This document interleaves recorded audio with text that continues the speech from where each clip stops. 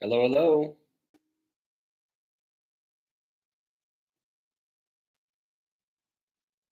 Can anyone hear me?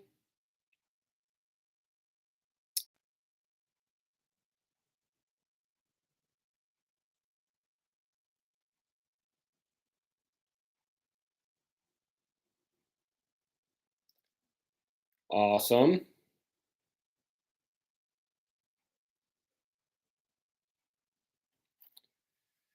We got a few minutes before we're going to get started.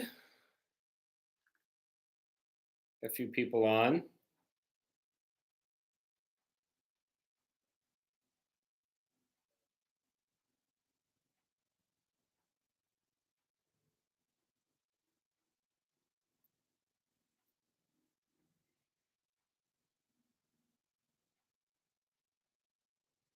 Yes, Bob, the liquor sales rep business is brutal.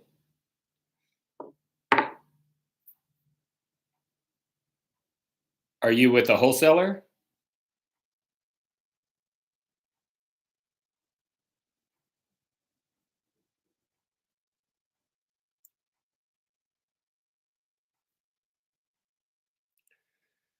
The wholesalers typically have all the power. RNDC. Sales goals.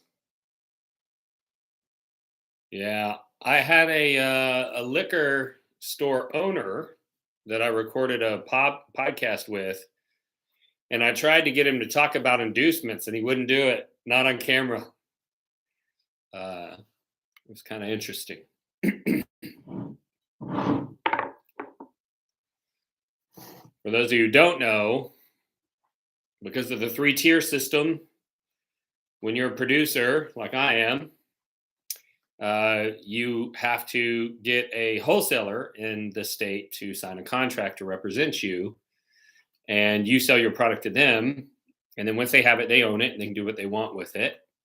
Some states you can't fire them even. And then it's their job to send their reps out, like Bob. And Bob's job is to go into liquor stores, usually accounts that he would regularly visit, with the reorders, present new products to him, that kind of thing. And then he tries to get them to taste the new products that they've decided to bring on and things like that. And sees if they want to order any for their store. Sometimes he has to, give them a discount. Sometimes he's got to negotiate a volume discount if they want to order a bunch. Sometimes he's got to set up an in-store tasting of the product so that, when the customers come through, there's a bottle that's been gifted to the store by the wholesaler that they can use to give samples away to get more people interested in it. And so that they don't buy too much inventory that they don't already have customers for. And everybody's just struggling to survive on all 3 tiers. And then when you make it, everybody goes, "Oh wow, isn't that nice? Jack Daniel's is lucky to be the second largest brand in the world." And it's like, no, a lot of people tried to beat Jack Daniel's sales, but they just couldn't figure out how to make it happen. So it's the Bobs in the world out there that are helping to control what you see on your liquor store shelves by their sales efforts. So Bob says more space equals more volume by cheapest price. Yeah, and that's another issue, and something we can talk about with the Prideful Goat. Often prices vary based on the size of the store that you're seeing the product in, because pricing isn't always the same for all liquor stores. And if you're a really large, high volume store, you get better pricing from the wholesalers, which means that when you mark it up to make whatever your desired margin is, you your price is going to be a little bit lower than like a small mom and pop shop that doesn't have that volume purchasing power. So that's definitely an issue. Hello from Mountain View. Well, hello there. See who else we have. Smitty Smith had their first taste yesterday. This is Josh and Cassie's first tasting. That's good. Johnny 5, hello from Iowa. Let's see. Brad Townsend says that this is going to be his first taste of the whiskey. Vincent says hello from New York.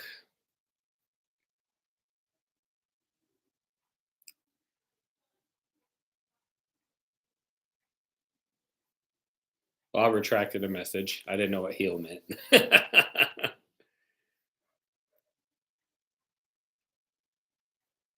First tasting from Kansas. Nice.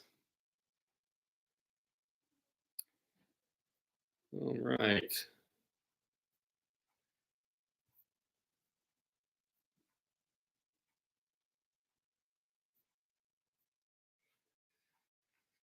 Ohio, Ellen, first tasting. We're 1 minute over. We'll give it a few more minutes, see if some more people jump on. Actually lost a couple people. Just crazy to me. I know how many samples got sent out to the tasting people.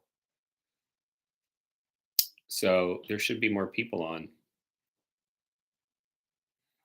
Unless people just jumped on the live stream.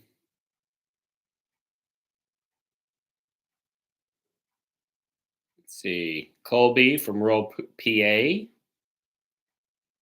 It's hard to get good bourbon. Y'all are ABC, right? State-owned stores. Colby. I think Pennsylvania's a state-owned store location.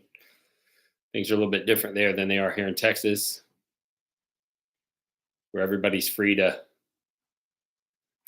do what they want. It's the Wild West in the liquor store business here. You can own as many locations as you want in Texas, which is not the case everywhere. In Oklahoma, you're restricted. So they don't have the big box stores there. They don't have like, Total Wines and big stores like that. Specs is real big in Texas, Goody Goody, that type of thing.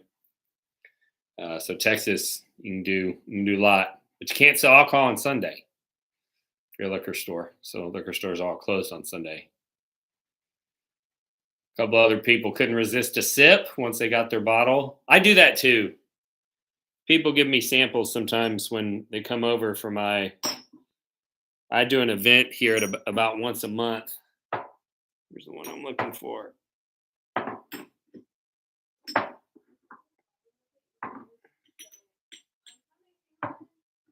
Here it is.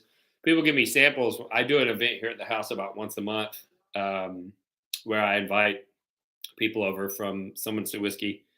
And sometimes people bring me samples. And so this one was a 2 ounce. And I just wanted to taste it. It's a Hazmat Coy Hill. And so I took a little bit out of it, but now I don't know what to do with it. Every so often I decide I'm going to drink through all my samples, but I have so many that it makes it difficult.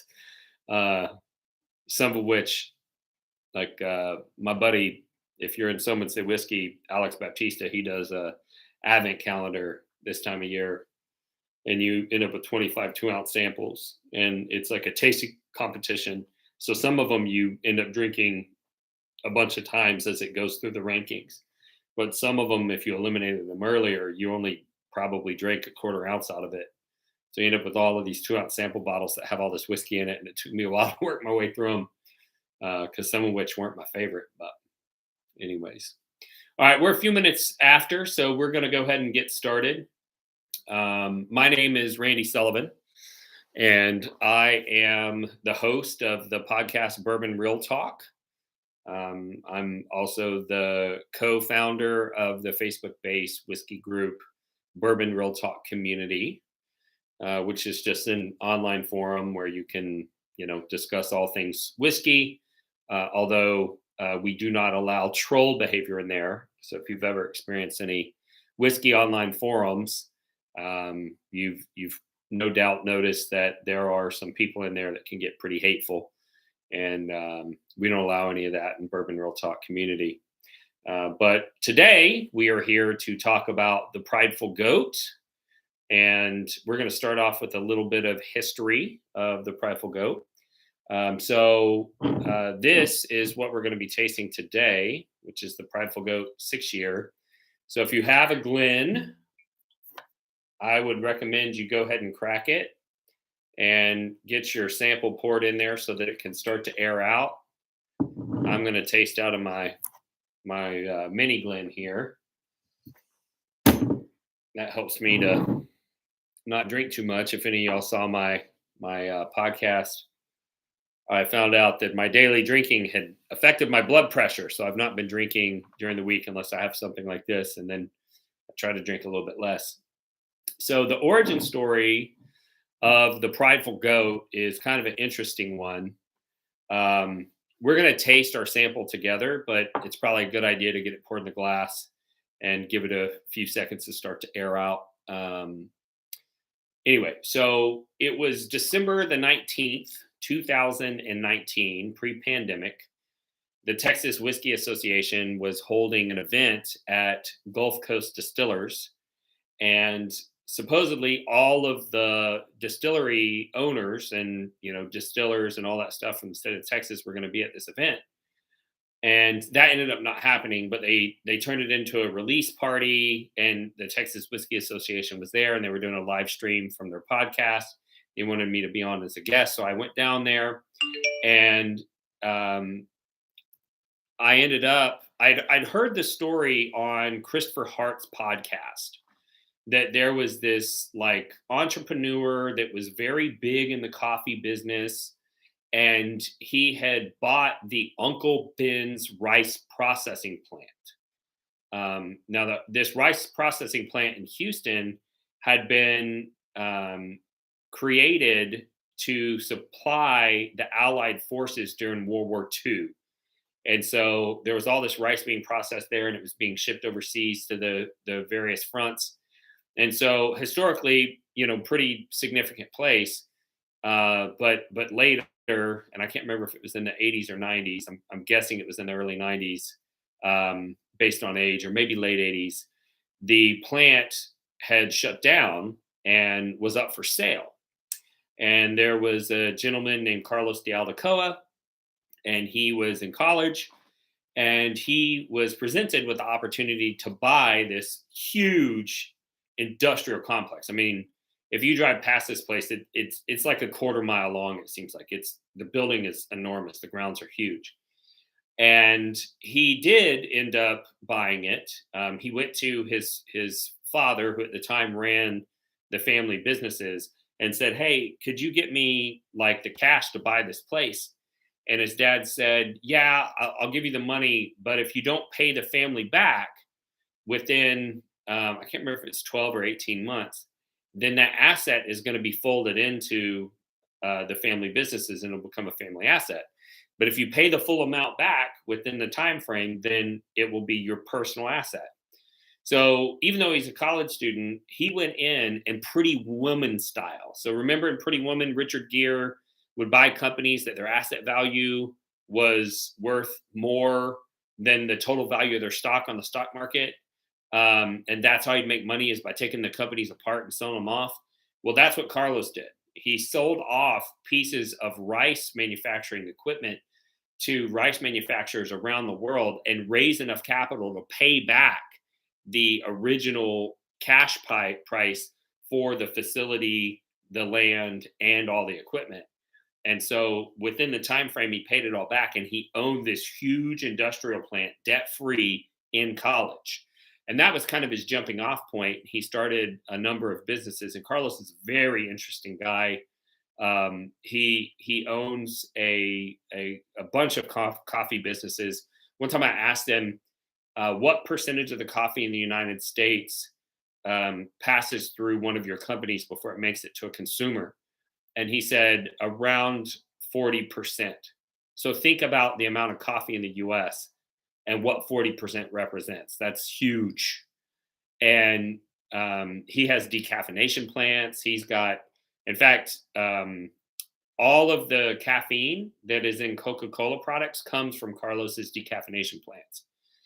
By the way, Coca-Cola is the only major soft drink producer that uses natural caffeine. Everybody else uses synthetic. But all that comes from Carlos. So you can imagine the businesses that he's grown, and he's a philanthropist. If you look him up, he's on the board of directors of a bunch of nonprofits, and he started a coffee company that donates 100% of its revenue, not its profit, 100% of its revenue to organizations that help with the types of medical conditions that his daughter Nina has, and it's called Nina Coffee.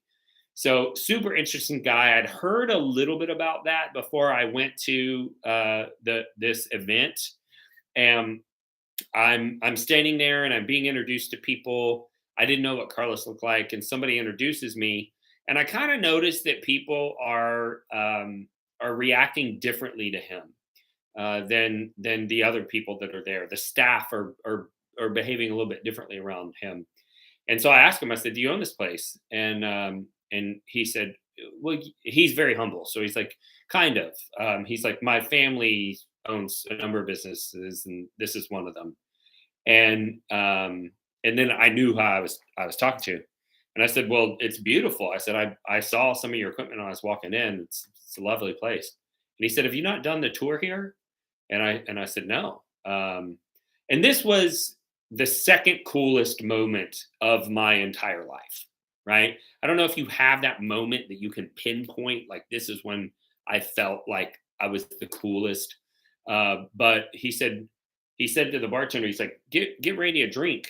And he said, "I'm going to take you on a tour." And one of his employees was standing there, and they said, "Hey, do you see those two girls at the bar?" And Carlos goes, "Yeah." He said, "They've been waiting to go on a tour. And maybe you can take them when you take Randy." And he looked at me, he said, "That's your job. Come on, Randy." And I was like, "Oh my God, what is even happening?" Right. But apparently he had watched my podcast and he knew I was coming. He took me on a private tour. And what I learned was that they had purchased some stills from a very large manufacturer in Kentucky. And he was able to get access to those stills because their former master distiller was Dave Pickerel. And Dave Pickerel was the consultant that he hired to represent him and or to help him to build his brands. And I learned while we were on this private tour that not only does he have capacity that's nearly as large as MGPI, not quite, but close, in this unknown distillery. He's the largest distillery west of the Mississippi, but he also like worked some deals out with the Pickerel family to continue to pay them some royalties and things to take care of them because, Dave died unexpectedly. And, Carlos is just a stand-up guy. So I'm super impressed. I'm having a great time. I'm drinking some great whiskey. And what I was actually drinking was this. It was 15-year straight Kentucky bourbon. And I can't tell you who produced it, but in this meeting, he tells me who it is, makes me promise to not publish it on the podcast because he has a non-disclosure agreement. And I was very, very familiar. Everybody on this live would be familiar with the distillery. And I loved it. And I asked him for a single barrel. And it was funny because he owns this huge distillery, but he didn't even know what a single barrel was. And he was like, "Well, does your whiskey club have like a distilled spirits plant license? Are y'all a DSP?" And I was like, No. You do everything normal. It's just, when you send it to the wholesaler, a store that we're friendly with puts in the PO, they send the whole barrel to the store, and then our whiskey club like tells them what day to release it, and then we have all our members show up, and it usually sells out in about 30-45 minutes. And he was like, "Yeah, sure, no problem, we can do that." And so I started to set up a bunch of the clubs that I knew the leadership of, and I called some of my friends and I was like, "Hey, I've got access to this 15-year Kentucky straight bourbon. We can do a single barrel. You can't say who it's from, but like, this is who it's from, and everybody's going to want this. It's really, really good. The price is going to be better than anything else that's on the market." And I get a call from the distillery manager who says that we had a problem, that the whiskey did not come in barrels, that it came in shipping containers that are 330 gallons, and picking one shipping container was going to be about 1,300 bottles of whiskey. Now, some would say whiskey was growing and we had done a handful of single barrels, but the prospect of us selling 1,300 bottles of anything was pretty low. And luckily, I had the pleasure of meeting Christopher Hart, who was the leader of the Houston Bourbon Society and also founded the Houston Whiskey Social. And he had a much larger group than us, and they were way more experienced at doing single barrels. And so he was one of the groups that I'd reached out to about getting one of these 15-year single barrels. And I called him up immediately and I said, hey, man, we got a problem. Like, I don't think we can do this as single barrel, because it's 1,300 bottles to pick one of these totes. But what if we did a statewide release? And Christopher, being more experienced than I am in the whiskey world, said, hey, what if we didn't do a single barrel? What if we created a new label? He's like, what's cooler than a tater sticker is to have control over the brand name and the label. And I was like, I didn't even think you could do that. And he's like, well, the distillery will let us. So we talked with the distillery. Carlos was like, yeah, y'all go have fun, which I guess that's one of the things you get to do if you're in Carlos's position and you own all of those businesses. You can afford to take risk on these small little projects. And so we had the opportunity to actually create the name. And originally, I asked Christopher, I said, what are you looking for in the label? Because I'm not very creative. And he said, I have this vision that the label's going to look like an old world Irish pub. And I said, okay. And so I start doing all this research and I come up with this idea of naming the whiskey Gaelic words. And I'm looking at all these word combinations, and I found a word combination that sounded cool, but it was actually my last name Sullivan and Christopher's last name Hart, but in Gaelic. And I called him up and I said, hey man, I think I found it. How does this sound? And he's like, it sounds okay. He said, what does it mean? And I said, it's our last names.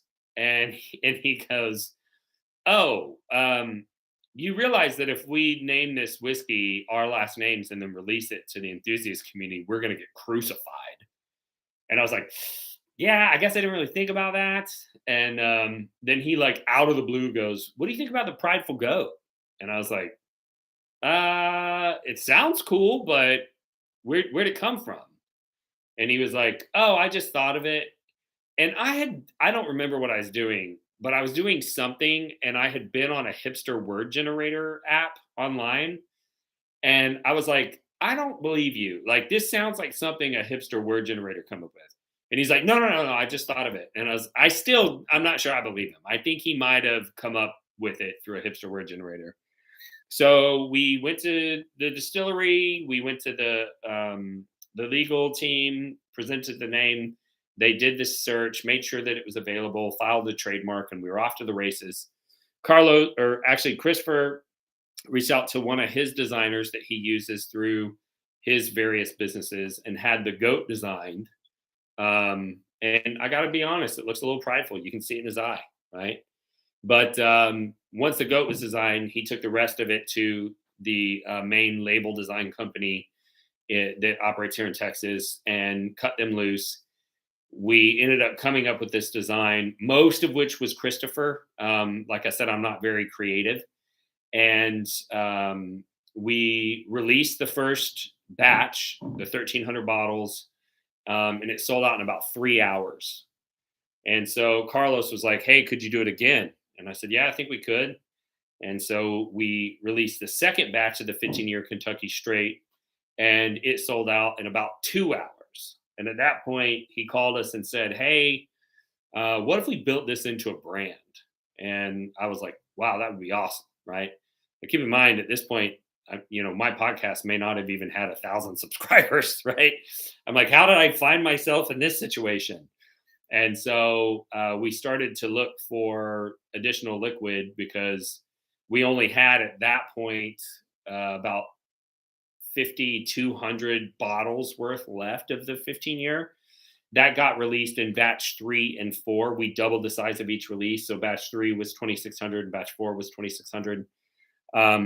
But during that time frame, we were able to find what you have in your glass, which is this 6-year 95.5 rye from MGP. And we kind of, Christopher and I have been able to kind of guide the brand. And being whiskey enthusiasts ourselves, our main objective was to bottle something that we would buy as enthusiasts. And at this point, most people know that MGP makes really good whiskey. It also ages very slow in their facilities because they are brick facilities. There's a river that runs along the backside of their aging facilities, which kind of acts as a swamp cooler. The brick is an insulator, and they have very little temperature change during the summers and the winters. Only about 10% temperature variance, and so things age very slow. They're almost like Scotland. And so our objective was to get these barrels out of MGP and get them into Texas where they could experience some temperature change and start to interact with those barrels. And we were able to get that accomplished. And our other objective, it has been and always will be, to release the whiskey cask strength and non-chill filtered. That's what enthusiasts like ourselves want to drink. We think that there's a market for that. And then the third objective was, if we are going to buy sourced whiskey, we understand that there are other brands out there that are likely buying the same or similar sourced whiskey. We wanted to make sure that when we released ours, that it was a relative value compared to the other non-distiller producers that were releasing similar whiskeys. And so that's what we've done. Are there other companies that release a 6-year MGP rye? Yes. Are there other companies that do it at this price point? Not that we're aware of. We are trying to be the value play for you, the whiskey enthusiast. Chief's Wild, what is chill filtered?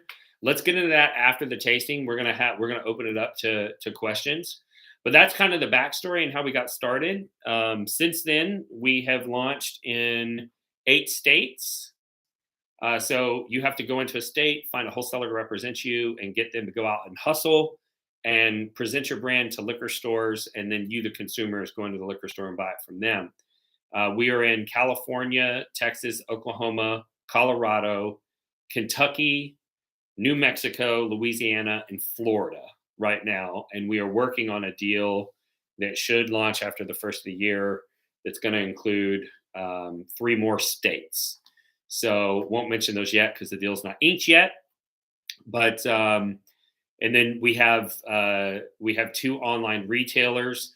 And the one that I'm going to ask you all to buy bottles from, if we're not distributed in your state, or if there's not a liquor store close to you that carries the product, is Bourbon Outfitters. So Bourbon Outfitters is an online retailer that we work with. They ship to 46 different states.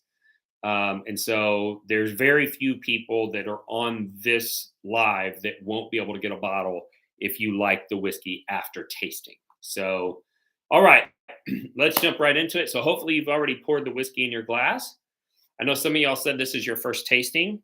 And so I'm going to give you a quick tutorial on how you might want to taste the whiskey. And then I'll give you some tasting notes. We can all taste it together. So first off, when you're tasting the whiskey, I want you to nose the glass before you actually put liquid in your mouth. And believe it or not, you have a dominant nostril. And so I like to breathe, but on both sides of my nose, so that I'm getting a full spectrum of sensory experience.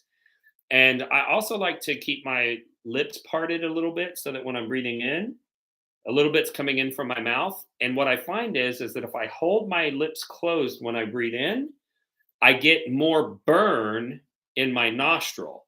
But if I keep my lips parted a little bit, it knocks that ethanol burn down a little bit, which helps you to identify the different smells and flavors. So go ahead and smell the glass with me. And one thing that I'm getting on this is, and I normally, this doesn't stick out to me, but there's a little bit of a chocolate note on the front end, which I normally don't get when I'm nosing this whiskey.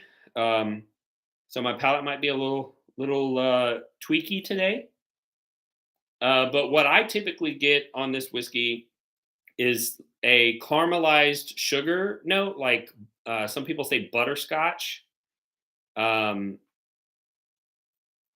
so butterscotch, and I get a hint of a citrus note, like almost like an orange zest. And the note, and D. Averon already said it, I get bubblegum, specifically Big League Chew. Okay. Not everybody gets that. I don't know if it's genetic. The people who get it, they're like, oh my God, this smells exactly like bubblegum. And there are other people like, you're crazy. I don't get bubblegum at all. So, um, and then because it is a rye, you would expect to get baking spice notes. And so I do get clove, maybe a little nutmeg, cinnamon, that type of thing. Bob Heiberger says he gets the bubblegum. So once you spend a little time nosing the glass, getting yourself familiar, I want you to take a sip, but I want it to be small, and I want you to push that little bit of liquid around your entire palate to coat your whole palate. And what this is going to do, great big league chew. I wouldn't argue with that. I get great more on the bourbon version, which is coming out, than I do this one, but we'll talk about that in a minute. So when you push that liquid around your mouth, it's going to activate your salivary glands. It's going to proof it down in your palate. And by taking slightly larger and larger sips, you're going to be able to acclimate your palate to this level of alcohol because it is cask strength.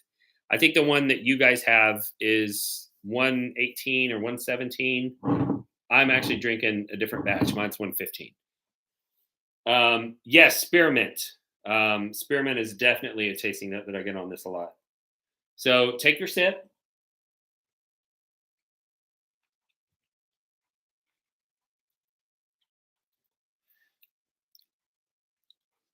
Swallow. You're going to get a little bit of burn. Yeah, 118.4. You're going to get a little bit of burn, because it's cask strength. But that's when all of those flavors are going to come through that you were smelling at the glass, right? You should get that butterscotch. You should get that orange zest, that bubble gum, that spearmint, that clove. I get a lot of clove on the palate. Yeah, back notes. After you sip, that's when the spearmint really comes through. It reminds me a little bit of like when you're chewing spearmint gum and you take a sip of water and you get that cool feeling in your mouth.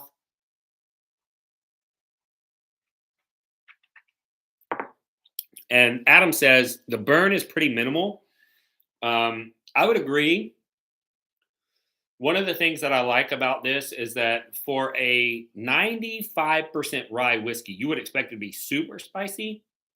And this has so much sweetness in the mid palate that to me it balances out that the harsher flavors that you would expect from a 95% rye and makes it very enjoyable on the palate. And I have the pleasure of going around occasionally to do what we call market visits, because I operate kind of as a brand ambassador, and I'll go into liquor stores with our wholesale rep and I'll taste store decision makers. And people who are experienced at tasting this type of whiskey, they typically feel like it is a very balanced profile. I hate to use the word smooth because that means so many different things to different people. But the bell curve, if you will, if you were going to map the flavors, sometimes you're tasting a whiskey and there's like a spike of flavor or something like that. I feel like there's a pretty smooth bell curve of building up of flavors and then trailing off with a nice long finish.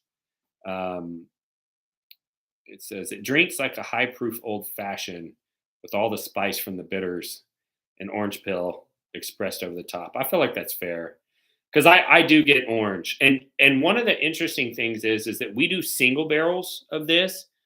And part of the process whenever you make a single barrel is or you offer single barrels, is you got to taste all your barrels. And you got to figure out which ones you're going to put in your single barrel program. And that is a weird process to go through because as a whiskey enthusiast, you're like, yeah, I want to sit around and taste whiskey all day. No, you don't. It is not fun at all because you're working and you don't want to screw it up and put bad barrels in your barrel program.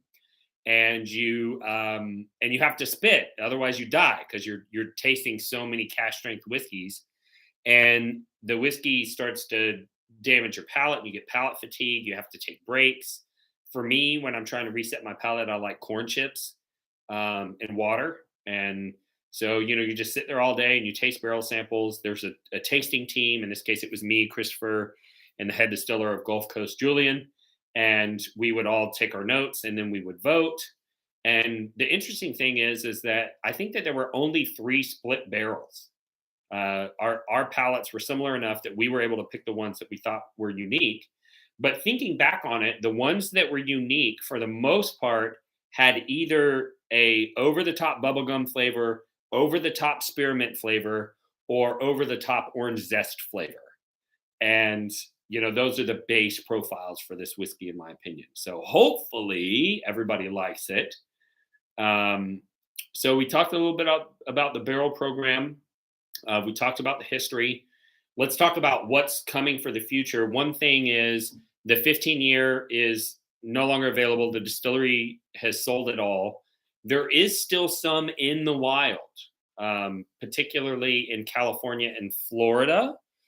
But because of the 3-tier system, we price our whiskey so that, and just so you can understand pricing, you have the wholesaler wants to make a margin. A lot of people think margin and markup are the same thing. So people think like, oh, if you have a 30% margin and you paid 100% product or $100 for the product, then you'll multiply that by 1.3 and you'll sell the product for 130. And that's actually incorrect. A margin is when you divide by 0.7 if you want a 30% margin, which turns out to be a higher amount. It's like 144 or something like that is what the price turns out to be. So we price it so that the wholesaler can make a normal margin and the retailer can make a normal margin and then hit our MSRP. But because by the time we released batch 4, there was already bottles from batch 1, 2, and 3 trading on the secondary. A lot of the wholesalers and the retailers treated it like it was a highly allocated product and marked the price up beyond what was our intention. And so a lot of what's still on the shelves is priced at $199, and I've heard as high as $149.99.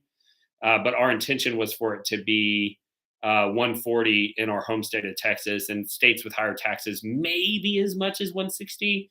But the price has gotten marked up. So unfortunately, that price is high. Still lower, though, than the secondary market. If you try to buy one of these bottles on the secondary, I think they typically trade for a little more than that. So when I see them at that price, I do buy them. I'm a buyer at that price just because I know there's not going to be more.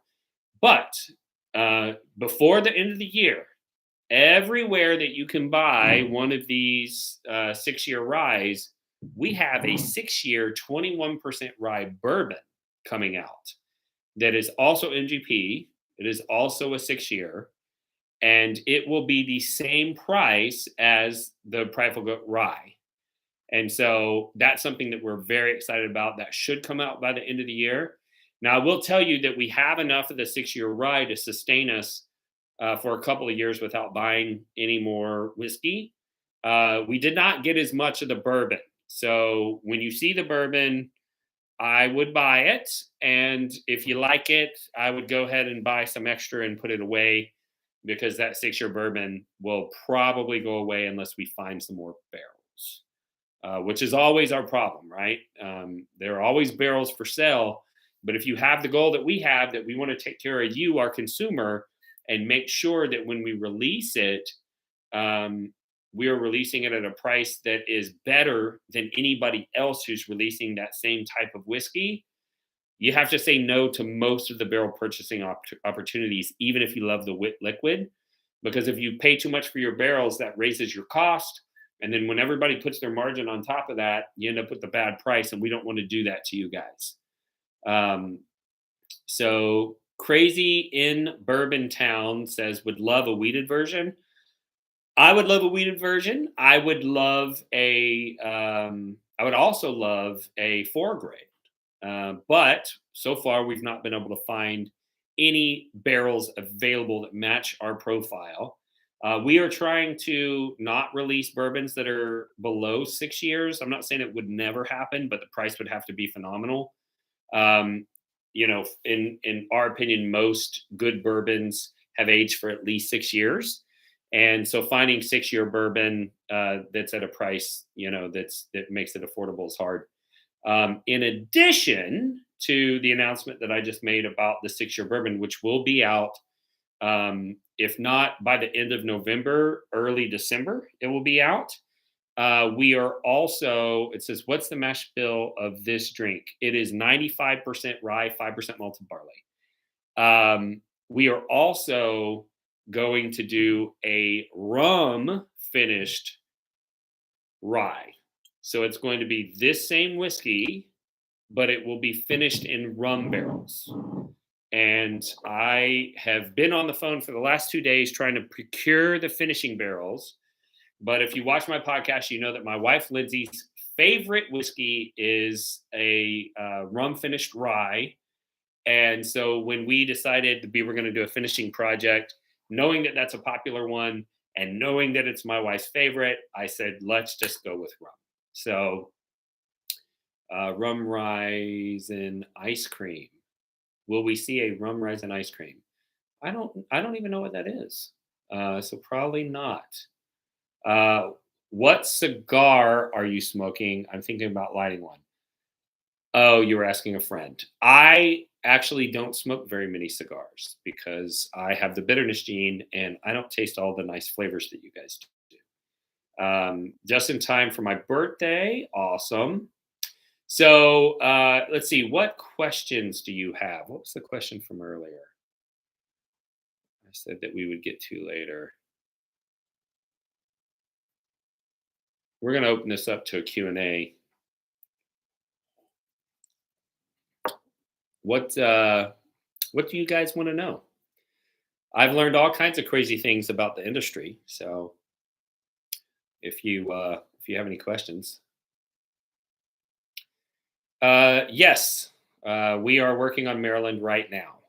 Maryland is the critical location for us because we have a nationwide relationship with Total Wine, and that's where their headquarters is. And so we have applied for our non-resident permit in Maryland, and we have talked with 2 different wholesalers in the state. We do not know when that will work out. Maryland is very slow to approve non-resident permits. So I'm guessing that it'll be first quarter next year. Oh, yes. Somebody wanted to know what chill filtering is. South Carolina is not on the immediate radar, but I believe that one of our online retailers does ship to South Carolina. Which, before we get into the Q&A and people start dropping off the call, if you enjoyed this whiskey at all, or you just want to support the podcast, I want you to go to bourbonoutfitters.com and buy a bottle and have it shipped to your house. There are only 4 states that they don't ship to. Let me see if I can figure out what those are real quick.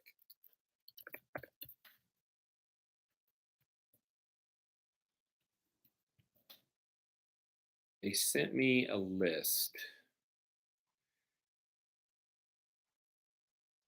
but I don't remember what the 4 states are. Dang it.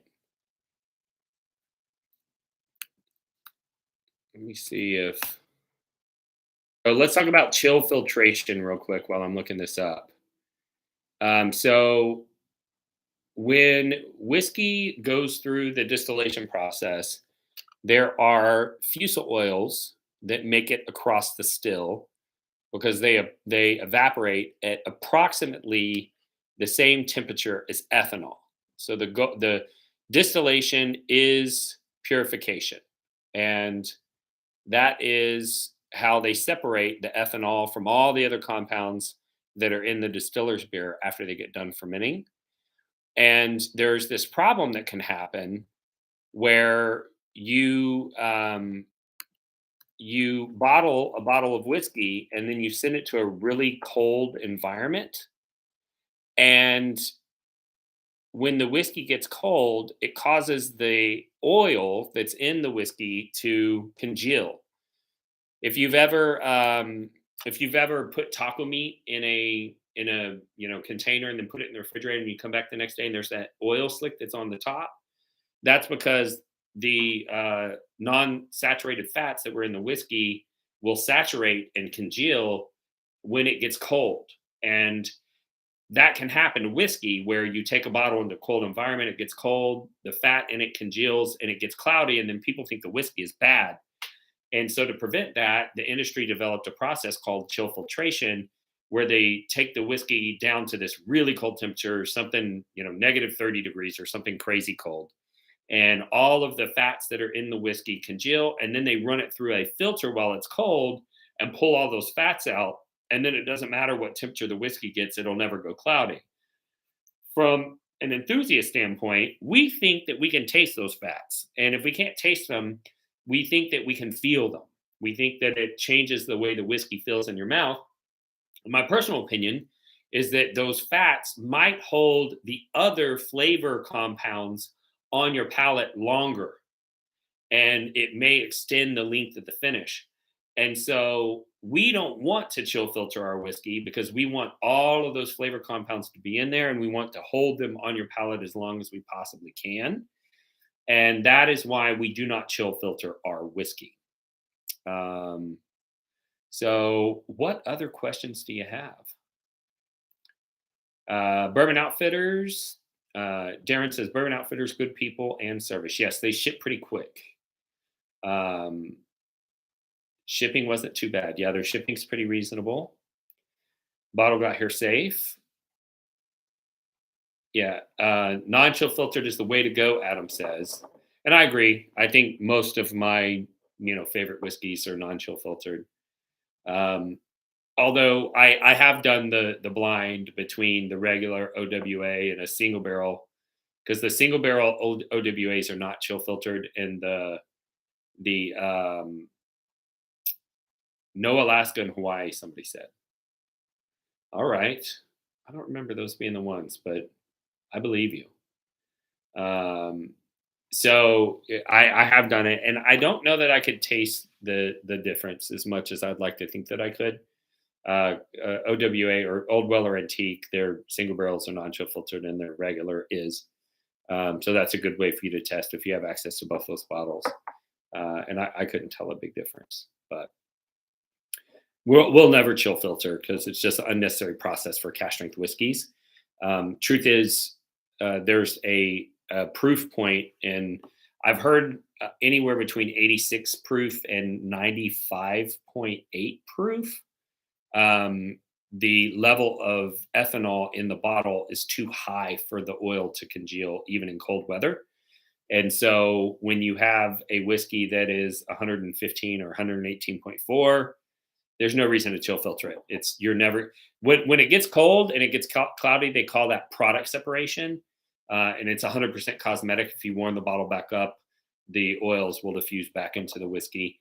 But distilleries just didn't want to deal with that. So Virginia on the radar? No, not at this time.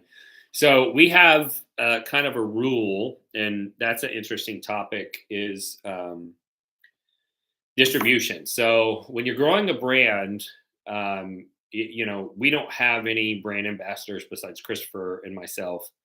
So whatever we're able to accomplish on both of our podcasts. So if you have a bottle and you look at the back label, those are mine and Christopher's podcast logos. Christopher is Whiskey Neat. His podcast is older than mine. He's got more experience than me in whiskey, all that stuff. And he and I are really the only ones that are out promoting this brand, except for the wholesale partners that we can attract. And one of the problems that you have is when you're a new brand, you want everybody to believe in your product, but there's a lot of products that are asking for distribution. And so you have to convince them that you're a good bet because they're going to have to spend time, energy, and effort trying to grow your brand. And there are some states where the state owns the liquor store. And those states are highly regulated. The regulatory compliance issues are much larger than we're prepared to deal with at our size. And then there's other states that they call franchise states. And in franchise states, the state government realized that they had wholesalers in the state that had become vulnerable mostly to large beer producers. So say that you're the wholesaler that gets the contract for name any major beer brand, and you have bought trucks and opened up multiple locations with warehouses and warehouse staff and sales staff, and they're all out there and they're rocking and rolling.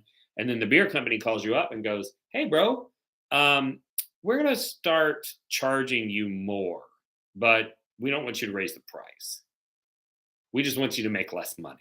And the wholesaler goes, "Can't do that. I just signed a contract for all of these truck payments, just signed a bunch of new leases. I just hired a bunch of new employees. Can't do that."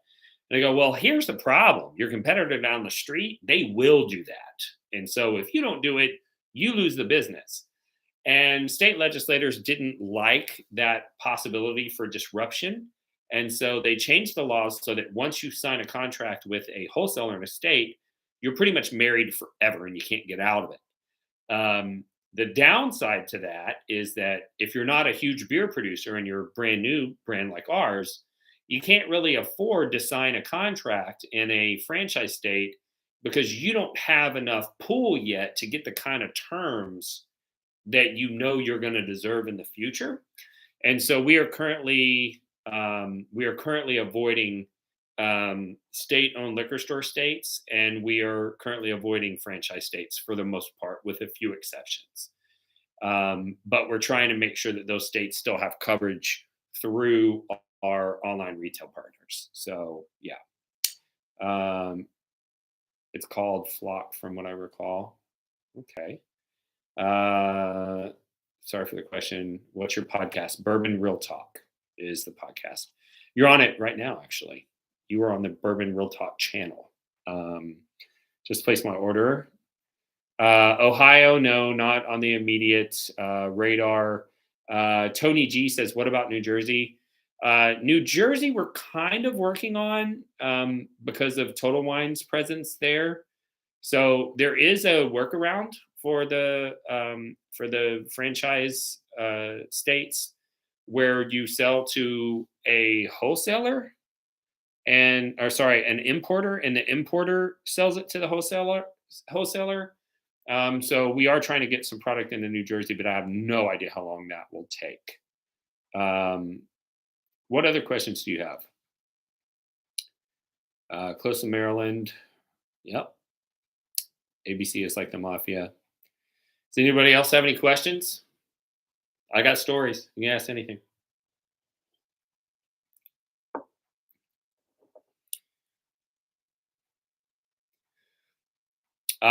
Help with getting the order placed. Yes.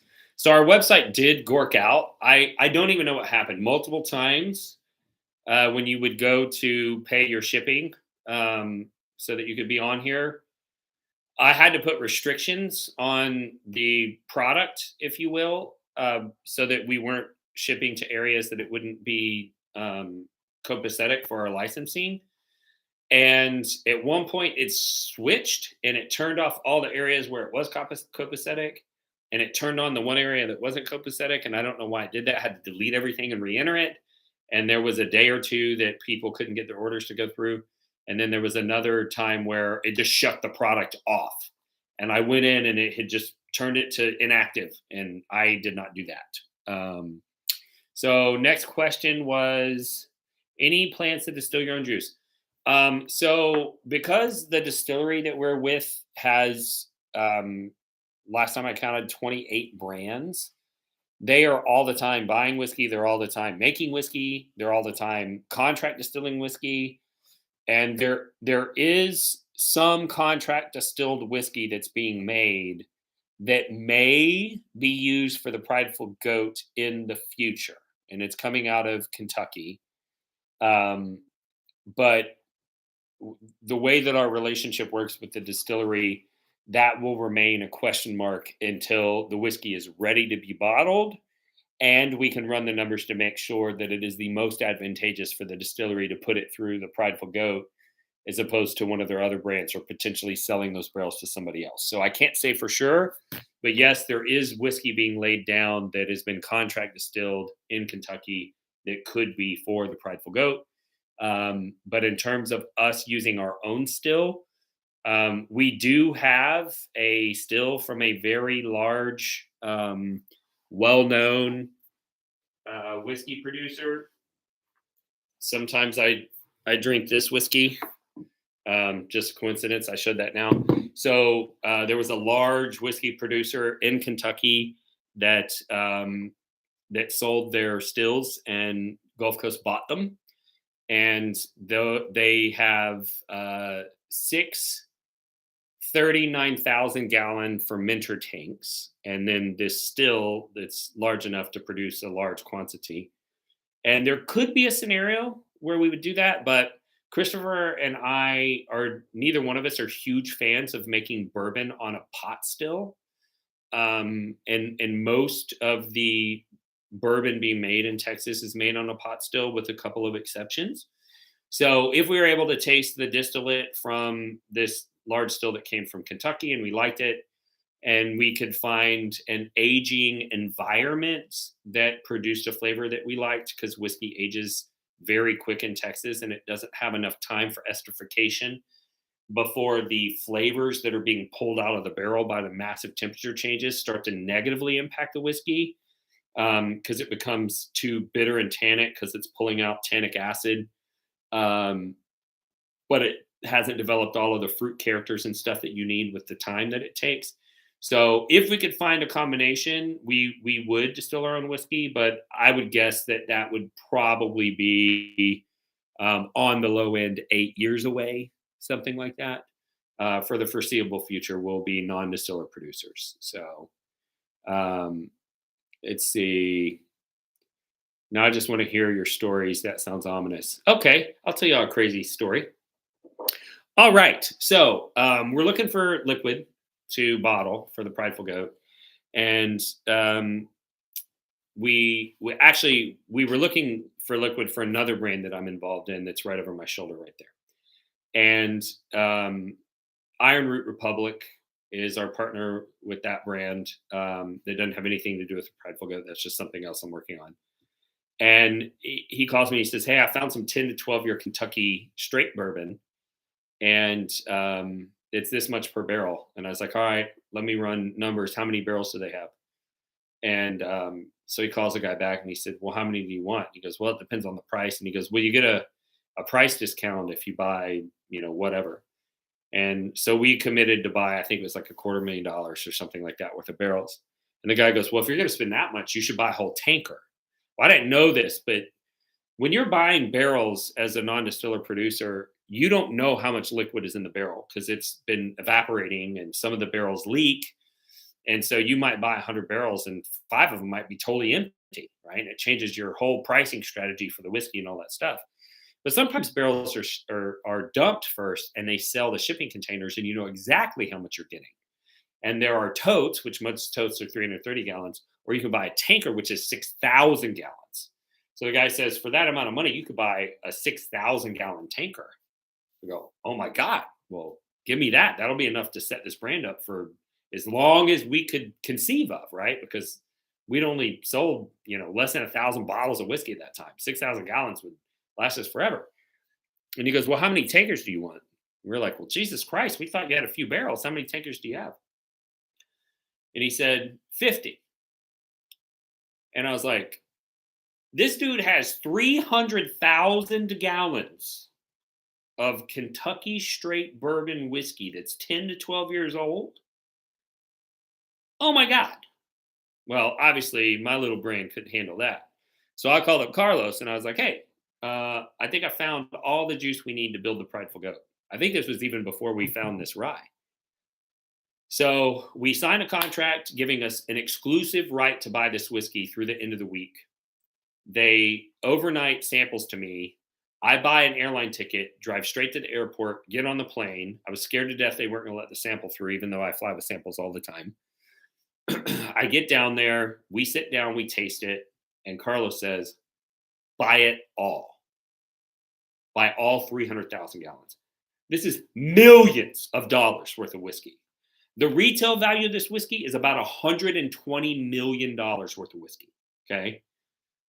I was on cloud nine. I mean, I was ready to dance on the bar. I was so excited. And we start to go through the process. We sign the contracts, all that stuff. And we get told that even though we had an exclusive right to buy this whiskey, that a bunch of it had already been sold. And of course, we're like, bro, we'll sue you. Like, you violated your contract. And the guy goes, well, I didn't have an exclusive right. I didn't know they were going to give it to somebody else too. And somebody else has already sold some of it. And I said, well, lock down the rest of it. Jesus Christ. Like, don't let this go. So then we said, he's like, well, wire me the money. And we're like, no, we got to put this money in escrow. So we put millions of dollars in escrow. We go to set up the shipment, and this is through a broker. And brokers can be totally unlicensed. And the broker goes, yeah, I'll just have it shipped here to me, and then I'll ship it to you. And we're like, what? No. Like, you have to transfer this whiskey in bond according to federal law. Like, you can't take possession of this whiskey. It's illegal. You don't have a DSP. We have to work directly with the producer. And at this point, we had already signed a non-disclosure agreement. And this is a brand that every one of you has a bottle in your house. Like, that's how popular this brand is. And so we call them up and we're like, all right, so we want the bourbon shipped, in these quantities on these dates, blah, blah, blah. They go, why are you saying bourbon? We're like, what? And we bought bourbon. And they're like, this isn't bourbon. It turned out that this broker was trying to sell us corn whiskey and tell us that it was bourbon. Now, most of y'all have watched the Pappy heist video and all that stuff.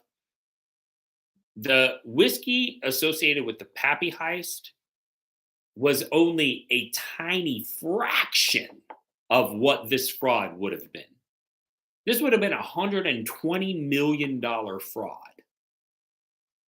And of course, once we were able to verify that it was in fact not bourbon, we canceled the whole order, closed out the escrow account. We didn't buy any of it. And poor little Randy here went from being on a path that there was no scenario where I wouldn't have made millions of dollars to just being poor Randy again. So that was a bad day. But yeah, somebody said, I wouldn't say cash strength metal corn, but, and to be honest, I regret that we didn't buy some of it. I wish we would have went ahead and bought a tanker. Cause the liquid was good and the bourbon market got so hot that people would have bought a 12-year-old corn whiskey. Right. And we were getting it at a price that we could have released it at a really fair price. But I think we were just all so shocked that, all we could do is just kind of walk away. So what other questions do y'all have? What's your best discovered a new bourbon whiskey story?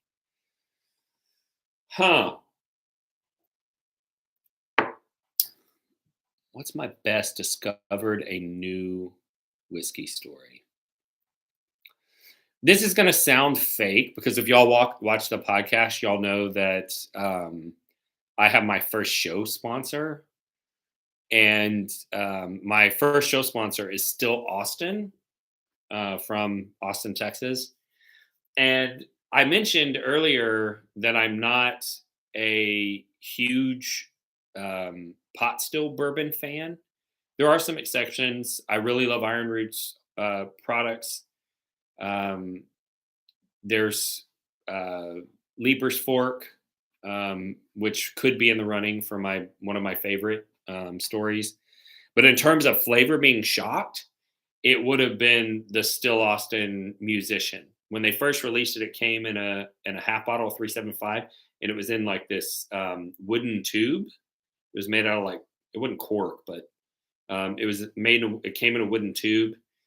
And when I tasted it, I was like, oh my God, this is like, it's cherry forward. It doesn't have all of those over the top, pot still flavors. And I ended up finding out that they use a column still. And so it's much more similar to Kentucky bourbon. And so in terms of flavor, that's probably the one that shocked me the most, where I was like, I expected this not to taste like this, and it blew my mind. In terms of like, I didn't expect to find anything good, and it blew my mind. So Alex Baptista and I go to Tennessee with our wives, and we're going to a Tony Lucca concert. If you know me and my wife loves Tony Lucca, and we go to a bunch of his concerts. He played our 20th wedding anniversary, and he's from Nashville. So we go there to go to some concerts, and I set it up that we're going to do some podcasts and stuff while we're there. And we go to this grocery store called Puckett's Grocery. If you ever go to Nashville, drive up through Franklin and go up to Puckett's Grocery. It'll blow your mind. It's like a 1920s or 30s like strip of like stores on either side of this main street. It's the only thing in the town. It's got like the post office and a couple of stores. And there's this place called Puckett's Grocery that's been there for generations, but they've converted it into a bar, restaurant, grocery store concert venue. And that's where this concert is at. And so we go walking in there, and we knew that they were going to sell out. And we had been calling and making sure that our names were on the list, because they weren't pre-selling tickets. And we had been assured that our names are on the list. So we go in, and they're like, oh, we don't have your name. And we're like, we confirmed yesterday. And they go, oh, we lost the list and we made a new one. And I'm like, bro, we just got off a plane. We flew here. We're not locals. Like, we can't be here and not have a place. So they end up giving us a place to somebody who's late. Then that woman walks in, comes over, and like starts acting like she wants to fight the wives at the table. It was crazy. So they end up sitting her at another table, and she's like turning around and mean mugging us.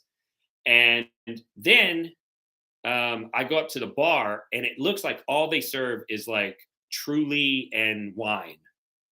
And I'm waiting forever for the bartender to come check with me. And Baptista's standing there with me. And this other guy walks up, and he just looks like money. He's like good looking. He's confident.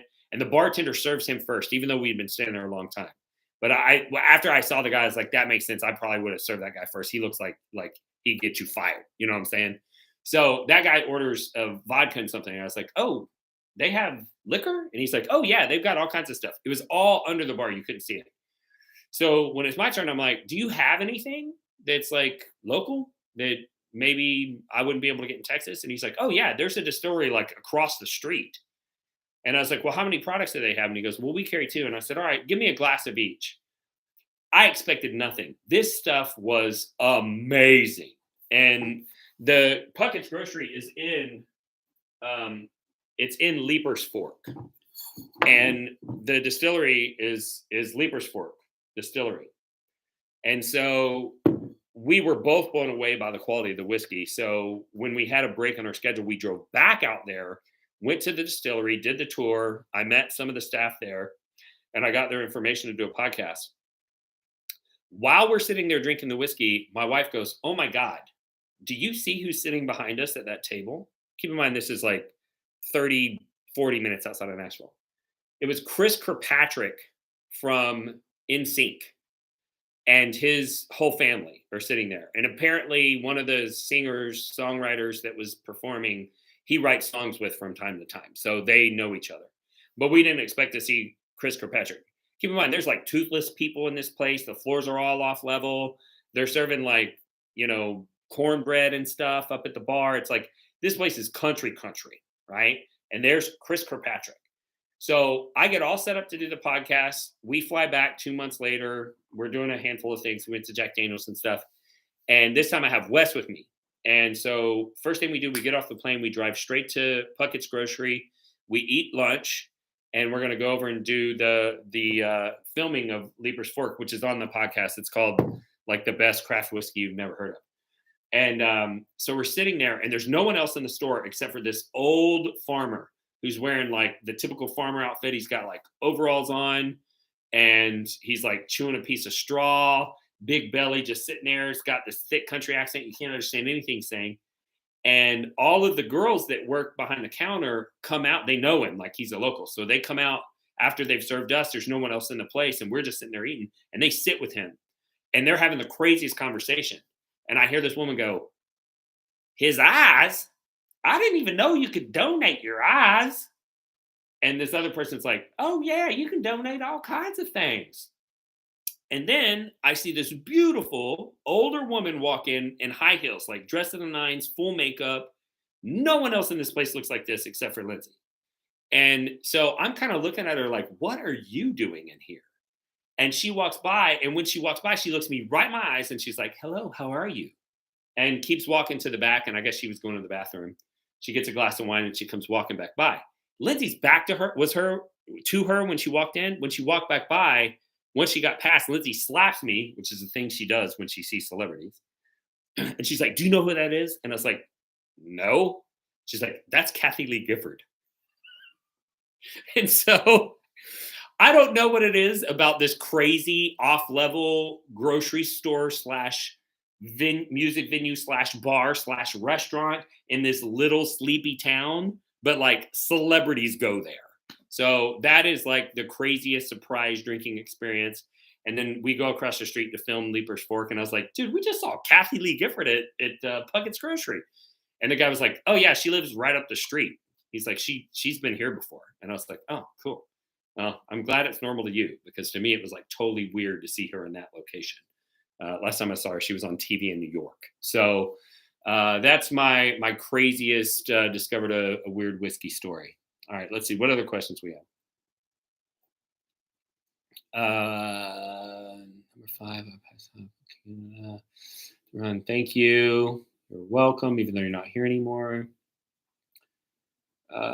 Maybe try an array of the basics like 101, Evan Williams, 1 on Bond. Also, Old Forester 1920. I drink all those. I got one of my favorites, Prideful Goat 15-year bourbon. I might make an interesting video for starter bourbons. I shot 2 of those videos in the last 2 weeks. If you go look at the last 2 weeks, they're pretty much all starter bourbons. Work is calling. Thank you. I'm still in neophyte myself, but probably where I'd start.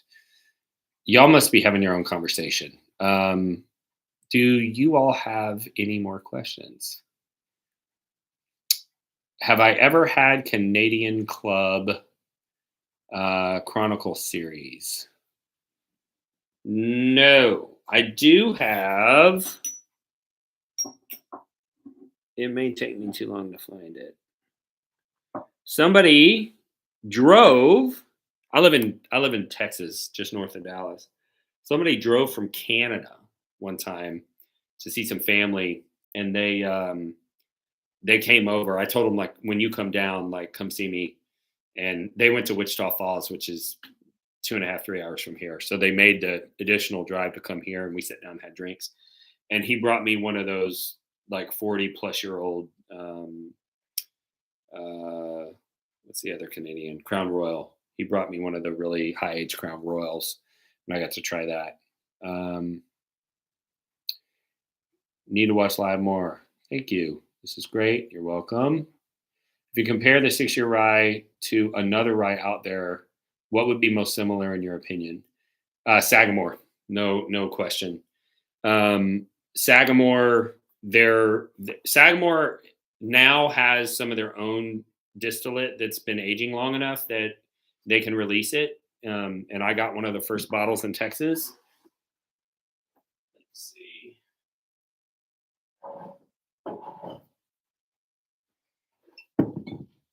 I believe this is their own distillate they released as a bottled and bond at 100 proof. And I've got a pretty good relationship with the state brand rep.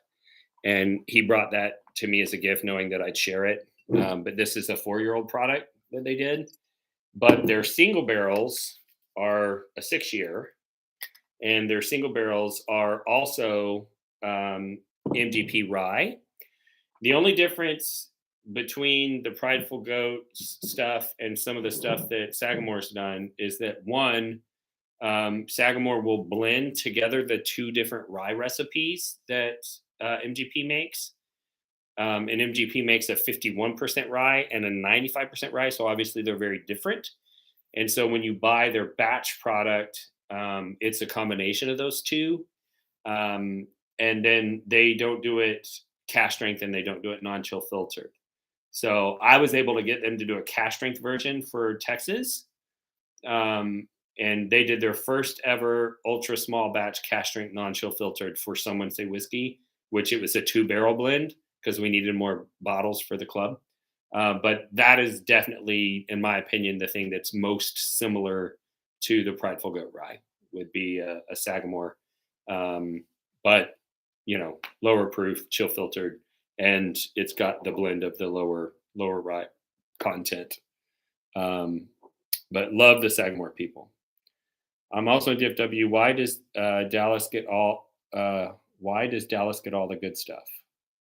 I'm in Southwest DFW, and it's a bit of an allocation desert here. It's tough to say. Honestly, I've heard stories that when a producer, like Buffalo Trace in particular, when they first release a product in a state, so like whenever Blanton's was first released, I forget what the first year of Blanton's was. I think it was in the early 80s, right? Something like that, like 82 or 3. I should have that memorized, but I don't. They would track for the first couple of years what states bought on faster, and they've maintained that level, that percentage of distribution for those states even through today. And so, as an example, Louisiana really embraced Blanton's in the beginning. And so Louisiana gets more Blanton's per capita than probably any other state, which means that it's easier to find it there. But Buffalo Trace doesn't control where it goes, just like the Prideful Goat doesn't control what happens to the 15-year bourbons that we sold them, right? They get to decide which accounts they're going to bless with that stuff. And typically it's the higher volume accounts that get those things. And the sad truth is that there's inducements in the industry where if they have a product that they know is allocated and it's desirable, they'll keep some of that back at the warehouse because they know they can sell it at any time. But when they get to the end of the month and the sales rep hasn't hit their sales quota, they'll call up a distillery and be like, hey, I need you to buy 10 cases of this crappy vodka that you don't have any customers for. But if you do that, I'm going to sell you, whatever, right? And sometimes there's not even brand association. So it's one thing if they're like, buy more Wheatley vodka and we'll sell you more of the, Buffalo Trace whiskeys that you're asking for. It's a whole other thing if they're like, buy this unknown, vodka and we'll sell you a product that was made by a completely different producer. But tying those things together is called an inducement and it's illegal. But it happens literally every day. So let's see. I grabbed a bottle of the Sagamore and I didn't like it, to be honest. It's way too watered down. I prefer Canadian rye. It's 100% through most American stops at 95% rye in the mash bill. Yeah, and I've really liked Alberta Premium, and we actually had the opportunity to buy the same whiskey that they use for Alberta Premium for the Prideful Goat, and we passed it up. The samples that we had, it was a little bit too much ethanol. But I've had Alberta Premium releases that I really liked. But there's a lot of rye whiskey made up there. Have you tried Far North Distillery whiskey or bourbon from Minnesota? No, I have not yet. Let's see. What other questions do you have?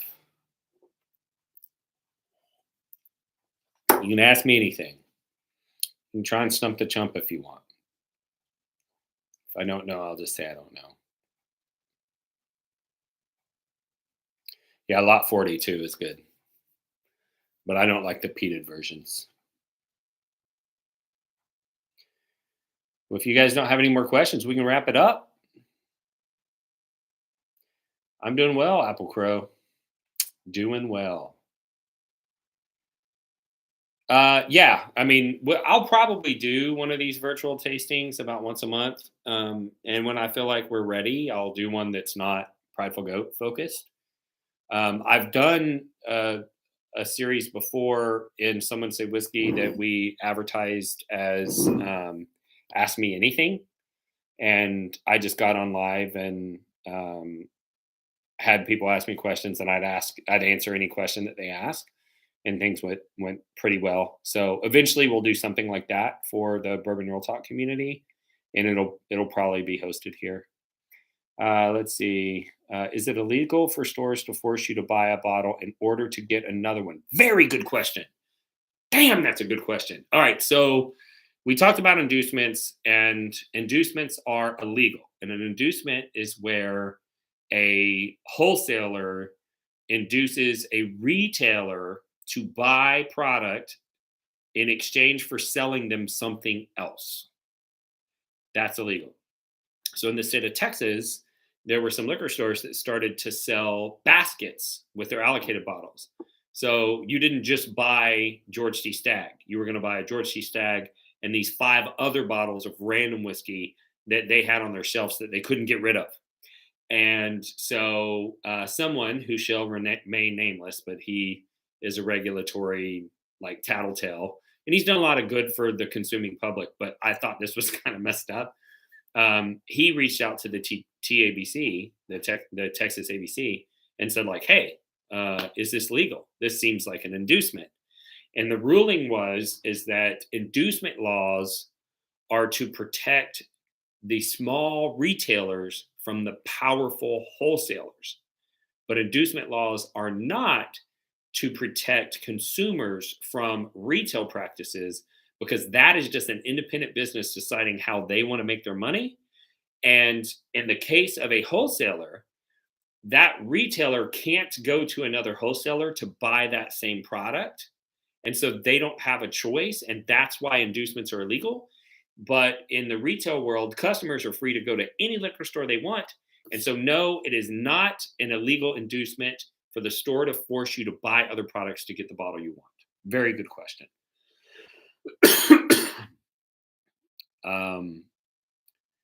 I walked by Blanton's at 50 US dollars, taxes included. Yeah, I wouldn't be doing that.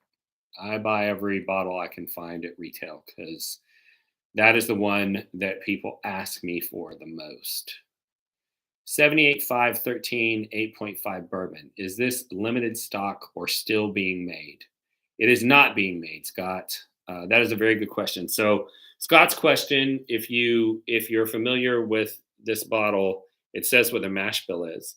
And when you go and you do research of what distillery has a 78.5% corn ratio of the major Kentucky distilleries, you discover that there are none that have that mash bill. And the reason why is that they were not making this whiskey for themselves. They contract distilled this for somebody, and that was their mash bill. And apparently, by the time the whiskey came of age, whoever had it distilled no longer wanted it. The distillery couldn't do anything with it because they hadn't been making it for 15 years. Even though the whiskey was amazing, if they bottled it, they didn't have a brand that tasted like that. And if they made a new brand, they would sell out of the whiskey and not have any more to sell of that brand for another 15 years because they hadn't been making it. So the only thing they could do is sell it on the open market to a non-distiller producer that didn't have a profile they had to match. And that's why there was, some people refer to it as tote gate. And this was towards the early 2020. There were a bunch of different non-distiller producers that got this 75.5 corn 15-year Kentucky straight bourbon. And yeah, so no, this is not being produced. If you tried to replicate this, you would have to wait 15 years. So let's see. Used to be $20 cheaper a year or two. Only comes twice a year at LCBO. Okay, I think they're talking about Blanton's. Comic-Con, but for bourbon in regional locations. I'm gonna let somebody else do that. Christopher does the Houston Whiskey Social, and he plans on expanding. I've worked with a gentleman that did. He does one in a couple different major cities called Whiskey Riot, and that was a good time. We went to that, had a table. I was one of the speakers, so that was a good time. But no, I don't think I'll do that. Now, I do think that in the future I'll do speaking events, but I don't think that they'll be my exclusive events. But they might be. I mean, I went up to Tulsa to see Fred Minnick. He did an event up there, and I could see myself doing something like that in the future, but I don't think I'm ready for that yet. How do I get the most out of the distillery tour? When you go on distillery tours, the main thing is to show passion, because what I found is, like, if you ask the right questions and you show passion, you're talking to somebody who everything that they've devoted their life to is to find people like you that are excited about what they're doing. And when they find you, they're like, come with me. And they'll take you in the back and start opening up barrels and letting you taste out of barrels and showing you stuff that's not on the tour and all that stuff. So I'd just say be inquisitive and show passion, and I'm pretty sure you're going to have a good time. Do I like Blanton's or Caribou Crossing better? That's an interesting question. I prefer Blanton strongly over Caribou Crossing. So Caribou Crossing is like crazy popular now. And if you don't know, Caribou Crossing is another product that's sold by Sazerac. So these two products right here. So this is Rock Hill Farms, which is the same distillate that's in a Blanton's bottle. So they have a product that's in this bottle with this topper, but instead of a horse, it's a caribou, and it's called Caribou Crossing. So one day I'm in this liquor store, and this is before I started the podcast and all that stuff, and I'm standing there with the it guy. I mean, this is the guy for whiskey in North Texas. Okay, I'm not gonna say his name, but like everybody hero worships this guy. He's got a wicked collection. Nobody even knows how he does it. They don't know how he makes his money to buy these bottles. He's like super generous, but he's a little bit reclusive. And then when he shows you any attention, you're like, I'm the king of the world. I'm in the store with that guy. And the store that we were in had just done a Caribou Crossing single barrel. Now, back then, if you wanted a barrel of Blanton's or Old Weller Antique, you had to hook up the brand rep and do a single barrel that they were having a trouble moving. And back then, no one wanted Caribou Crossing. So he takes on the single barrel of Caribou Crossing and hopes that he's going to get pushed up in a line to get an OWA or something.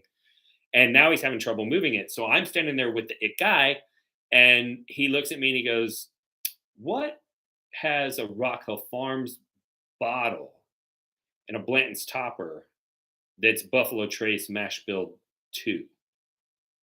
And I was like, I don't know. And he's like, Caribou Crossing. And I was like, really? And he's like, yeah. And I looked at the store owner and I was like, if I buy a bottle, can you open it and sample it? And he goes, yeah. So I buy the bottle, we open it up, we taste it. And I was like, this is Canadian whiskey. This is malt whiskey. This is not bourbon. And the guy had no idea. The it guy, like, he had no idea. I think he just assumed that because it was a Sazerac product, that what was inside it was a bourbon mash bill, and it absolutely is not. So it is a Canadian malt-based whiskey that's in Caribou Crossing. I don't care for it that much, but I know it's super popular now. But it was funny because my first exposure to it was this situation where I thought I was getting a bourbon-esque, a Rock Hill Farms-esque whiskey in a cool bottle, and it turned out that wasn't the case at all. So long hair Jim from Acre made in, I do have some Acre. I don't think I've tried long hair Jim. I'm not sure what that is. Experience at Dark Door 115. They let you mix your own bottle. Yeah. So there's a local place that does that called the Blendery. My friend owns it. And during the pandemic, when nobody was buying barrels, he reinvested all of his money in buying all of these like really high age MGP barrels. And so he's got like some really awesome whiskey that you can blend with. So if you ever make it to Dallas and you're willing to pay $125 for a bottle of whiskey that you blended yourself, check out the Blendery because they do some really cool stuff over there. Let's see, is EH and Eagle Rare that sell out in Canada? We get way more Blantons, around 7,000 Blantons sold out of days a week, but we only get like 1,000 Eagle Rare. And that's weird because distribution is different everywhere. So it's funny because I'll talk about something being a bottom shelfer, and someone's like, "That's allocated where I live," and I'm like, "I don't know. It sits on the shelves here." But yeah, I mean, distribution is different everywhere. Let's see. New Grayson blend.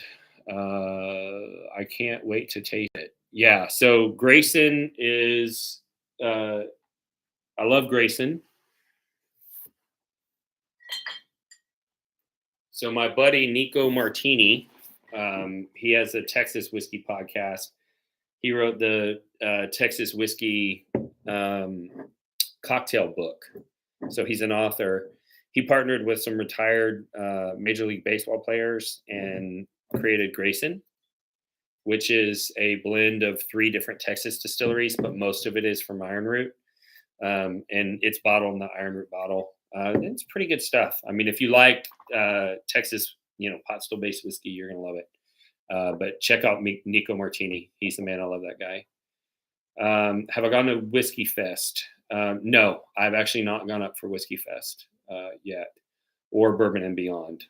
I thought about going this year, but I had some crazy, unexpected, like financial news that I just kind of put everything on lockdown and stopped traveling so much for the podcast, even though it wasn't related to the podcast. It was something else. And so, no, I haven't been doing as many of the festivals and stuff like that. I am going to the Houston Whiskey Social, which I think is weekend after next. But I volunteer down there because Christopher, my business partner on the Prideful Goat, owns or founded it. So I'm going to go down there.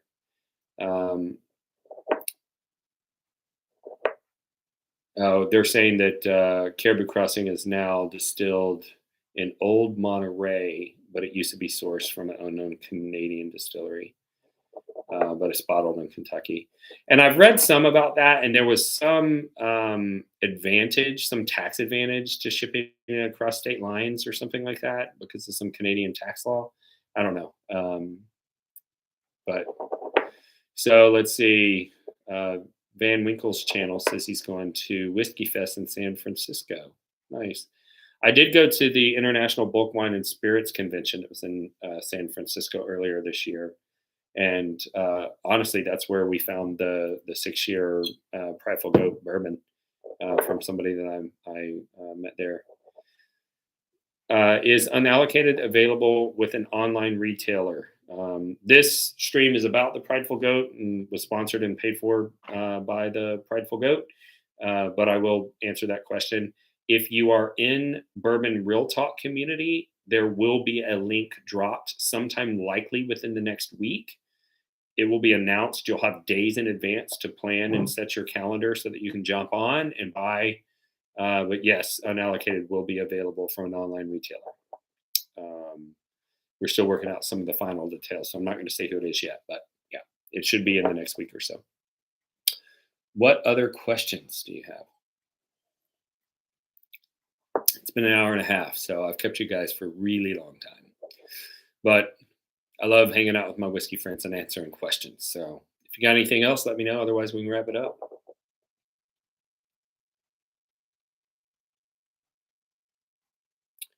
Stellum Rye, love it. It is also MGP whiskey, so it's. I don't know how much of the 51% rye they're using versus the 95% rye, but it's the same base juice as the Prideful Goat, but just a little bit younger and a little bit more expensive per year, from what I've seen on shelves. So good product, like it. Why are the beams so widespread in distilleries like master distillers? That is a very good question. So there is no doubt that the Beams are the first family of bourbon. Um, you look at the Nose are from the Beam line. Peggy No Stevens is from the Beam line. Obviously Parker Beam.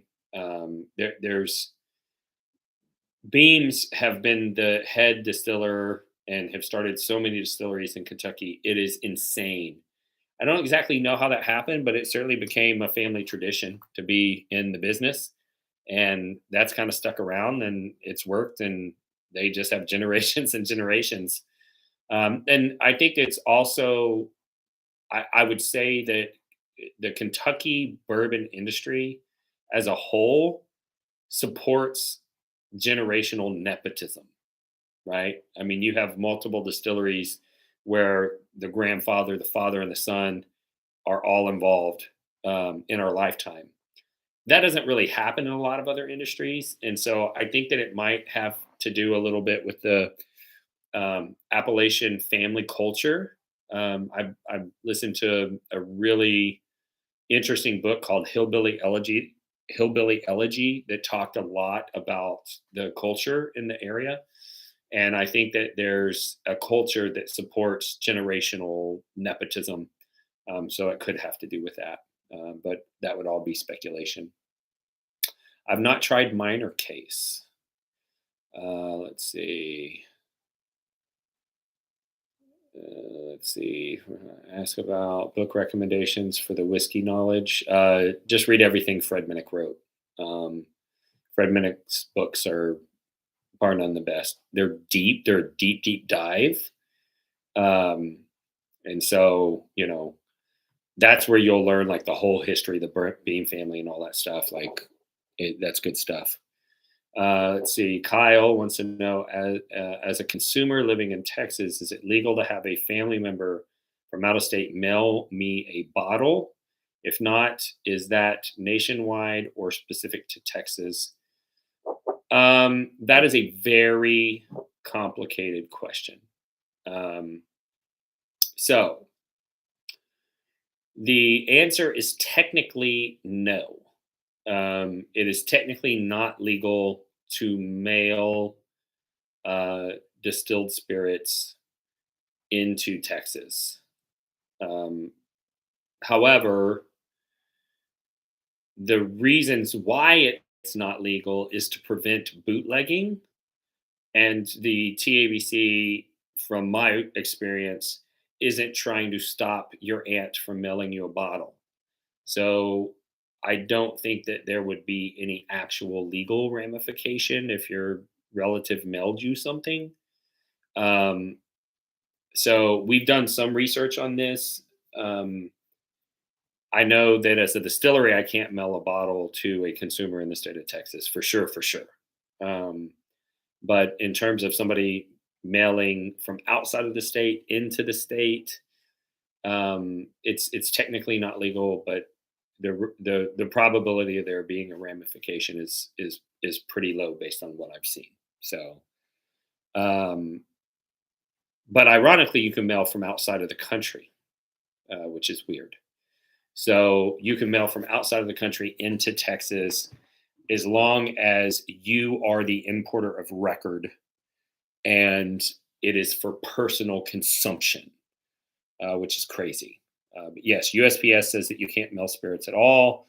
UPS says that they don't mail alcohol, but you can apply for a permit to do so. But that doesn't make it state or federally legal. It just means that UPS won't complain if they figure out you're doing it. Have I tried the Knob Creek 18? Yes, I have, and it is phenomenal. Surprised me because I didn't get any beam nuttiness, and it was very cherry forward. And when I think about it, I've had a handful of Bookers that were very cherry forward, but I don't typically associate a ton of cherry with Knob Creek products. So yeah, but I mean, it was amazing. I thought it was great. Really knocked my socks off. Wes was able to get a bottle. Oh, and somebody asked earlier, where's Wes? I am north of Dallas in a small town called Prosper, and Wes is southwest of Fort Worth in Alvarado, and our houses are about an hour and a half apart. Uh, let's see. What is your opinion of Smoke Wagon's brand, specifically why it's got sought after and sells out quickly, even though it's a young brand? Um, they got into the game at the perfect time. So Smoke Wagon is the same whiskey as the Prideful Goats Rye and the bourbon that we're about to release. It's MGP. Um, that having been said, being in, I think they're in Las Vegas, in Nevada, they have a lot of temperature swing there, and the barrels change a lot in that environment. So if you can imagine, you're taking this barrel that's in like this very gentle environment that's barely interacting with the wood, and then you take it to a desert, and it goes from super high humidity to super low humidity and huge temperature swings day and night, and it really changes the whiskey quickly. And I think their product is delicious. They released it at a reasonable price, but right when and this is a little bit weird, but I think part of Smoke Wagon's success might be because of Smooth Ambler Old Scout. So right when Smooth Ambler Old Scout ran out of all of the high age MGP that had made them super popular, they were doing 12-year, 13-year, 14-year single barrels of MGP, and then their source dried up, and they had to switch to Dickel juice. And a bunch of people, me included, went out and bought a 12-year thinking that we're getting the same product we were used to. And it turned out to be Dickel and tasted completely different. Smoke Wagon still had set up their pipeline so that they had some higher age MGP stuff that they could release. And I kind of feel like they picked up a little bit where Smooth Ambler Old Scout left off, if that makes sense. But that's just speculation on my part.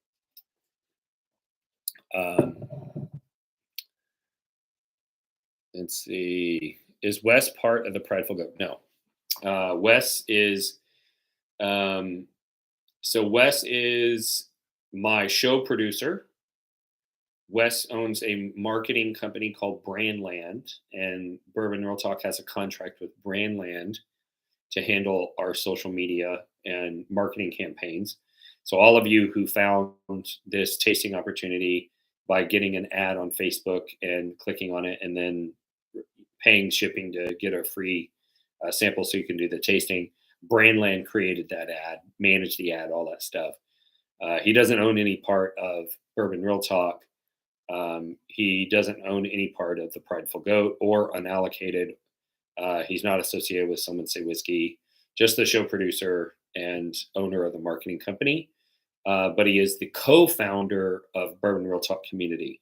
So he and I started that together. And he and I also, I guess I can tell you guys, I mean, there's only 56 of you still on. He is also my business partner on a new business venture. I'm not going to tell you the name yet, but we have a Roku channel. And so we are about to start producing content on Roku, and we will be attempting to partner with other content producers and publish their content on Roku so that everybody that is a fan of this type of content can have a subscription and consume that content instead of being on YouTube. You can, consume it on Roku. Don't know when that's going to launch. The channel's live. It doesn't have any content on it yet, but he is my business partner in that, but not in the Prideful Goat. So let's see. Where do I see my brand in 10 to 15 years? Do you plan to introduce more brands, different price points, bourbons, ryes, or source some Canadian ryes?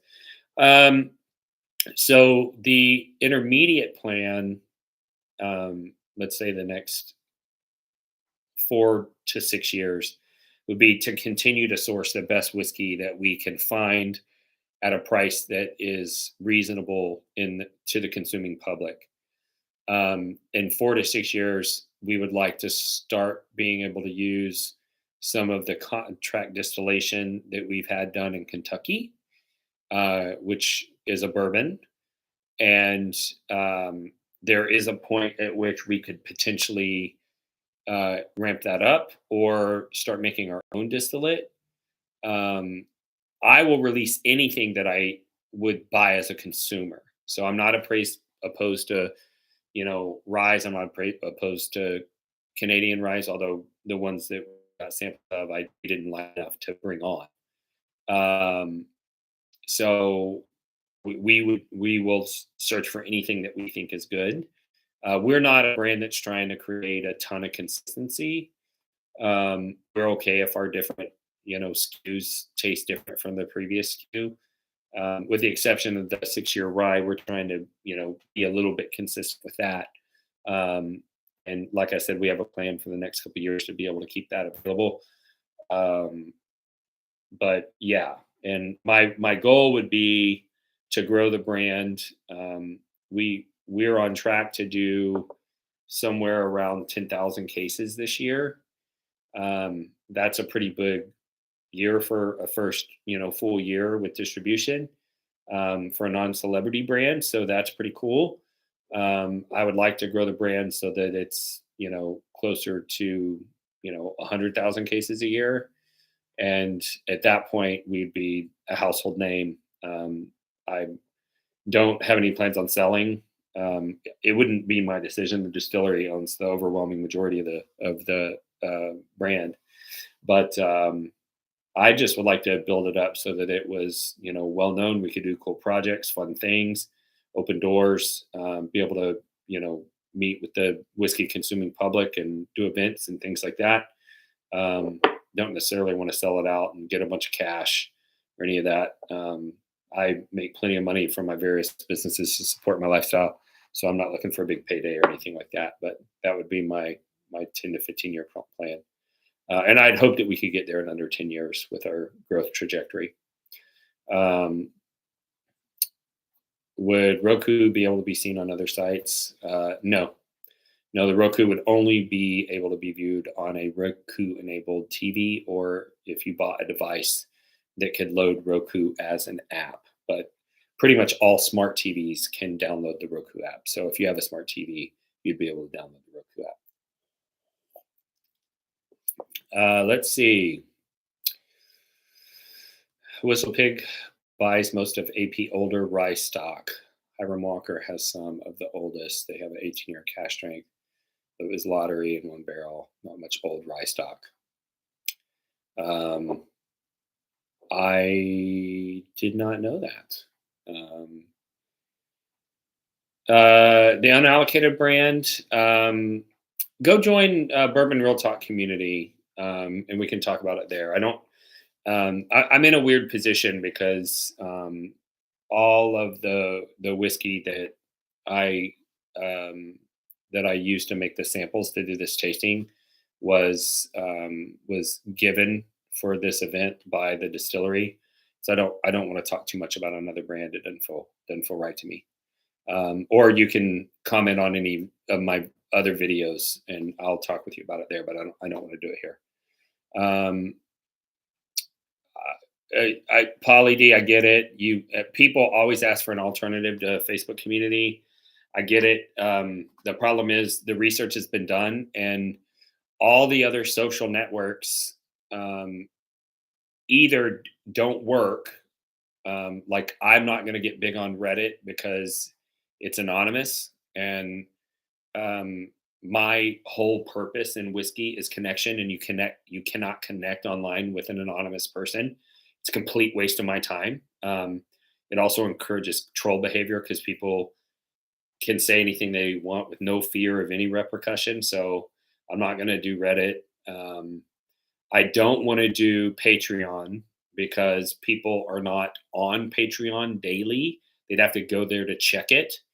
And it would limit my reach. And all the other social networks that I know of either don't have the community to build my brand, or they don't have interaction between the two group members. So the cool thing about Facebook is it's specifically designed not for you to interact with me, although that's possible. It is for everyone who watches this channel to interact with each other. That's my goal. I want y'all to interact with each other. And so when somebody starts talking about, I hate Facebook, cool, me too. I hate Facebook too.